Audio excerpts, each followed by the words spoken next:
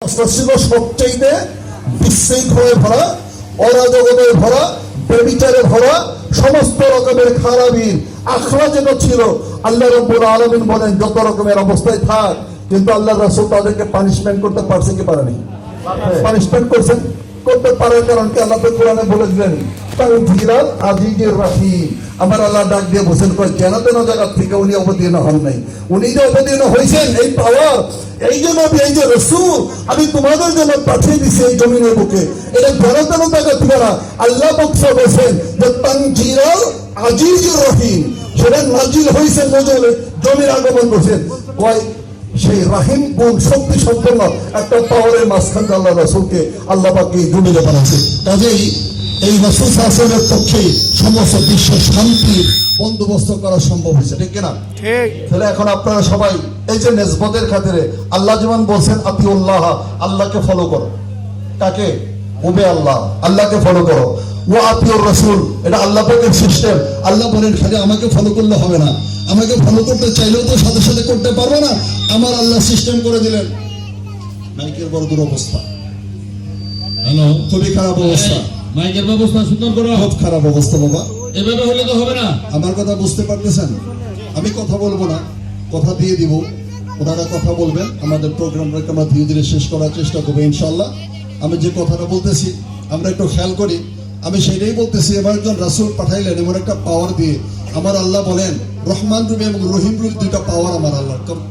রহমান এবং রহিম দুইটাই দয়া, দয়া দুইটাই, একটা রহমান রূপী দয়া আর একটা রহিম রূপী দয়া। আল্লাহ পাক এইখানে তানজিলাল আজিজুর রহমান বলেন নাই, এটা আল্লাহ বলতে পারতেন কিন্তু বলেন নাই। কয় না, এই জানাতন না, কই এই দয়া তো সবার জন্য। কি বলেন? হিন্দু খ্রিস্টান বৌদ্ধ নাসারা সবার জন্য একটা দয়া আছে, আছে কিনা? আল্লাহ পাককে যারা মানে না, স্মরণ করে না, আল্লাহর কাজ করে না, আল্লাহকে মেনে নাই রব হিসেবে মানে নাই, আল্লাহ পাককে না খাইয়ে রাখে? আল্লাহ পাককে অসুখ দিয়ে ভরিয়ে রাখছে? আল্লাহ পাককে তার পরিবার পরিজন দেন নাই? আল্লাহ পাককে তাকে সন্তান দেন না? আল্লাহ পাককে তার সংসার দেন না? আল্লাহ পাক তো সমস্ত সুখ স্বাচ্ছন্দ্য দিয়ে তাকে ভরিয়ে রাখছে। এটাও একটা পাওয়ার।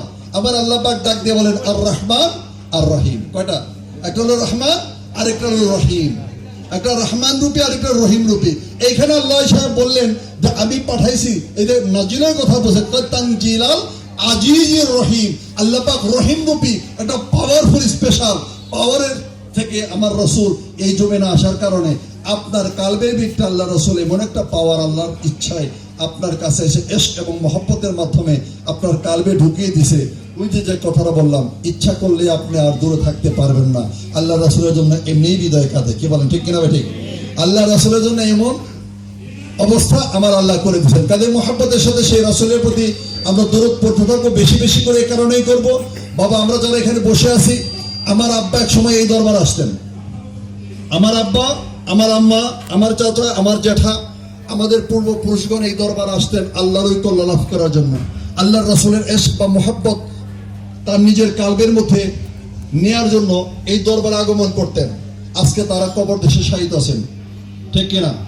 তারা শাহিদ আছে, তাদের ধারাবাহিকতায় আমরা তাদের সেইটাকে আমরা ধরে আজকে আমরা বড়িয়াবার দরবার আসছি। তারা যদি হিন্দু হইতো আমরাও হয়তো এখন মন্দিরে থাকতাম, ঠিক? আমার বাবা মা দাদা দাদি যদি হিন্দু হইতো আমি হয়তো মন্দিরে থাকতাম, কিন্তু আমি এখন মন্দিরে নেই, আমি মসজিদে থাকি। কেন? আমার বাবা মুসলমান, আমার দাদা মুসলমান, আমার বাবা আমার দাদা এই পৃথিবীতে আগমন করার পরে মুসলমান হওয়ার জন্য গাউসুল আজম বড়িবাড়ির দরবার শরীফে একজন মুসলমানের হাতে হাত দিয়ে উনি মুসলমান হয়েছে, ঠিক কিনা? যার সুবাদে আমি এখন মুসলমান হয়ে আমি এই জমিনে বসে আছি। ওনাদের জন্য দোয়ার বন্দোবস্তের দরকার নাই? আছে। আমরা এখানে আসছি যার যার প্রয়োজন। আমার আব্বার জন্য দোয়া হবে। কার আব্বার জন্য? আপনার। আমার মানে কি? আপনি আমার জায়গা থেকে খেয়াল করেন। আমার মানে আপনার। আপনার আব্বার জন্য দোয়া হবে, আপনার আম্মার জন্য দোয়া হবে, আপনার দাদার জন্য দোয়া হবে, আপনার আশেপাশে যারা ছিল তাদের জন্য দোয়া হবে। গাউসুল আজম বড়িয়াবাড়ি দরবার শরীফের এই জমিনে যারা আল্লাহর ঐক্য লাভ করার জন্য যারা আগমন করছেন, একদিনের জন্য আসছেন, তাদের জন্য দোয়া হবে। এবং অন্যান্য দরবারে যারা গমন করছেন আল্লাহকে লাভ করার জন্য তরিকত, তাদের জন্য দোয়া হবে। খাস করে হুজুর পাক সাল্লাল্লাহু আলাইহি ওয়াসাল্লাম তামাম উম্মতের জন্য দোয়া হবে, ঠিক কিনা? এটা আপনার প্রয়োজন আছে না? এদিকে আমার দরকার, আপনাদেরকে ডাকছি। কার জন্য আসছেন? আপনাদের জন্য আসছেন। ইনশাআল্লাহ সবাই এখানে বসে আমরা কথা শুনবো, আমরা সেই কথা শোনার মাঝখান দিয়ে আমাদের মূল কাজটা হবে ইশকে রাসূল। কি বলেন, কি হবে? ইশকে রাসূল। আবার সেই ইশকে রাসূলটা হবে কোত্থেকে? আবার আল্লাহ পাক যেমন বলেন আতিউল্লাহ, তেমন আল্লাহ বলেন আতিউর রাসূলা, তেমন আল্লাহ পাক নিজেই বলেন ওয়া উলিল আমরি মিনকুম, যে আমাকে ফলো করো, আমার রসুলকে ফলো করো, এবং আমি এবং আমার রসুলের দ্বারা দায়িত্বপ্রাপ্ত যারা অথরিটি প্রাপ্ত যারা আছে তাদেরকেও ফলো করো। কি বলেন? আজকে আমি আল্লাহকে ফলো করবো কিভাবে? আমি রসুলকে ফলো কিভাবে করব? আমি যে আল্লাহ এবং আল্লাহ রসুলের দ্বারা যারা দায়িত্বপ্রাপ্ত অথরিটি প্রাপ্ত আমরা তাদেরকে ফলো করার মাঝখান দিয়ে রসুলকে ফলো করবো। আমরা রসুলকে ফলো করবো এই কারণে, আমরা এখানে এমনি এমনি আসি নাই কষ্ট করে, ঘাম জড়ানো পয়সা বাই করে এমনি এমনি আসি নাই। আমরা অনেক পেরেশানি হয়ে অনেক শ্রম দিয়ে এখানে আসছি একটু কল্যাণ নেওয়ার জন্য। প্রতি বছর গাছপুরের দরবার শরীফে 14 তারিখে স্পেশালি আমার আব্বা আম্মার জন্য দোয়া হয়। কি বলেন, ঠিক আছে?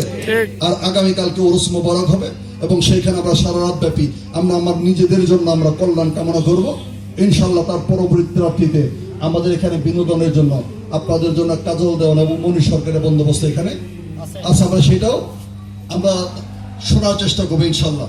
আল্লাহ রাব্বুল আলামিন আমাদেরকে সবাইকে ধৈর্যের সাথে সেটা করার তৌফিক দান করুন। আমরা এই পর্বে আমরা একটু দুই একজন আশেকের মুখ থেকে দুইটা একটা কথা শুনি, তারপরে আমাদের দরবারে শাইখরা ওনারা দুটো একটা কথা বলবে, ওনারাই শেষ করবে ইনশাল্লাহ। আমরা রাজি আছি, আমরা একটু নড়াচড়া করবো না ইনশাল্লাহ, সবাই বসে যাব। এই পর্বে আমরা একটু কথা বলি। মুজাম্মেল।